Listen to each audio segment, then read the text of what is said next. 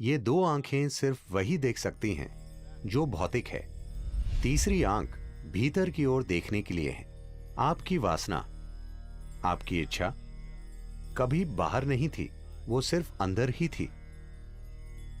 वासना का अर्थ है कि वो आपके भीतर एक अपूर्णता की भावना और किसी चीज की चाह पैदा करती है।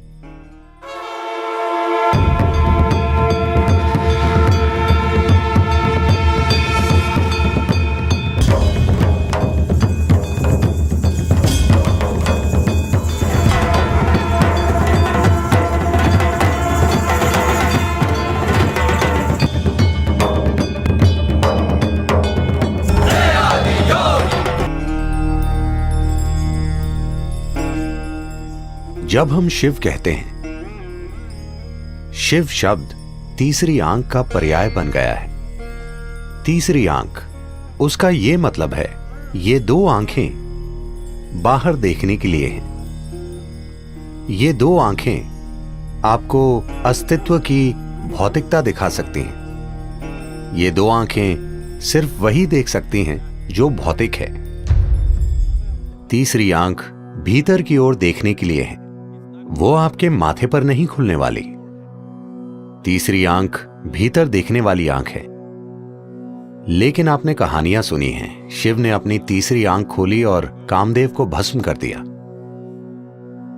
भारत में प्रेम और वासना के देवता कामदेव हैं।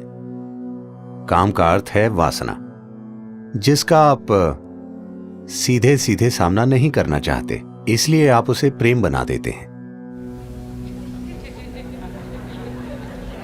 क्योंकि आपको उसमें कुछ सुंदरता चाहिए। तो वो एक पेड़ के पीछे छिपकर शिव के दिल पर तीर चलाते हैं। तीर उन्हें लगता है और शिव थोड़ा परेशान हो जाते हैं। फिर वो देखते हैं कि ये काम है, यानी उनकी अपनी वासना उभर रही है। फिर उन्होंने अपनी तीसरी आंख, उग्र आंख खोली और काम को जला दिया। वो पेड़ के पीछे छिपा हुआ था, मगर वो भस्म हो गया। फिर शिव ने जले हुए काम की राख को अपने ऊपर लगा लिया कि मैंने इस चीज को सदा के लिए खत्म कर दिया है।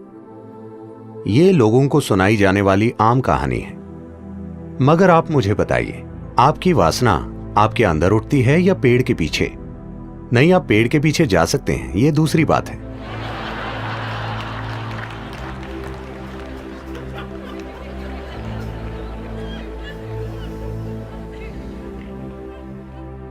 मगर वो उठती कहां है? आपके भीतर। इच्छा बाहर नहीं मंडराती। ऐसा नहीं है कि एक सुंदर स्त्री या एक सुंदर पुरुष बैठा है तो आपकी इच्छा जागती है, क्योंकि इच्छा काम आपके भीतर है। इसीलिए उन्होंने अपनी तीसरी आंख खोलकर अपने अंदर के काम को जला दिया, उसे नहीं जो बाहर खड़ा है, क्योंकि वो कभी भी बाहर नहीं खड़ा था। कृपया इस पर गौर कीजिए। आपकी वासना, आपकी इच्छा कभी बाहर नहीं थी, वो सिर्फ अंदर थी। तो उन्होंने अपनी तीसरी आंख खोली, इस तरह नहीं, अंदर की ओर।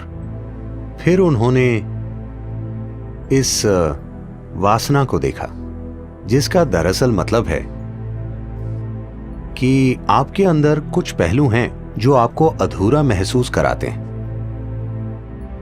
तो आप सोचते हैं कि आप किसी चीज का या किसी व्यक्ति के पीछे जाने पर ही पूरे होंगे। वासना सिर्फ विपरीत लिंग की बात नहीं है, शॉपिंग भी वासना है, क्योंकि आपको किसी चीज के पीछे जाना होगा, तभी जीवन पूरा होगा। हर इच्छा वासना है, क्योंकि उसके बिना मेरा अस्तित्व नहीं हो सकता। मैं उसे चाहता हूं, क्योंकि जब मेरे पास वो होगा तभी ये पूरा होगा। वो कोई चीज हो सकती है, पद हो सकता है, ताकत हो सकती है, सेक्सुअलिटी हो सकती है, कोई फर्क नहीं पड़ता कि वो क्या है। वासना का अर्थ है कि वो आपके भीतर एक अपूर्णता की भावना और किसी चीज की चाह पैदा करती है, जिससे आपको लगता है अगर आपके पास वो नहीं है तो आप अधूरे हैं। तो वो अपने अंदर के काम को जलाने का फैसला करते हैं। उन्होंने काम को जलाया और फिर पसीने की जगह उनके शरीर के छिद्रों से राख निकली। ये यौगिक कथा है। आम लोगों को सुनाई जाने वाली कहानी ये है कि वो पेड़ के पीछे छिपा था और उन्होंने उसे जला दिया, अपनी तीसरी आंख खोलकर उसे जला दिया, फिर उस राख को लेकर अपने ऊपर लगा लिया। कहानी का यौगिक आयाम ये है कि उनके भीतर काम जगा। उन्होंने अपनी तीसरी आंख खोली, उसे जलाया और फिर धीरे धीरे राख उनके शरीर से निकलने लगी, जिसने उन्हें साफ साफ दिखाया कि सब कुछ खत्म हो गया। हर चीज जिसे आप खुद के रूप में जानते हैं उसे मरना चाहिए। जब मैं मृत्यु कहता हूं, भौतिक मृत्यु नहीं है जो समस्या है। सवाल है हर उस चीज को खोना जिसे आप अभी मैं के रूप में जानते हैं, आपकी शख्सियत, आपकी पहचान। Once you learn to be an individual, एक बार आप शारीरिक और मानसिक ढांचे से परे एक व्यक्ति होना सीख लेते हैं, इसका अर्थ है कि आप मर चुके हैं। मृत्यु को जीने का यही मतलब है। तो अगर आप जानते हैं कि शारीरिक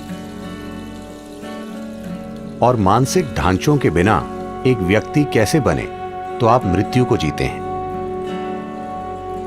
अगर आप मृत्यु को जीते हैं तो आप अपने अस्तित्व में शाश्वत हैं। अब समय आ गया है कि आप मृत्यु को जिएं ताकि आप अनंत काल तक जीवित रहें।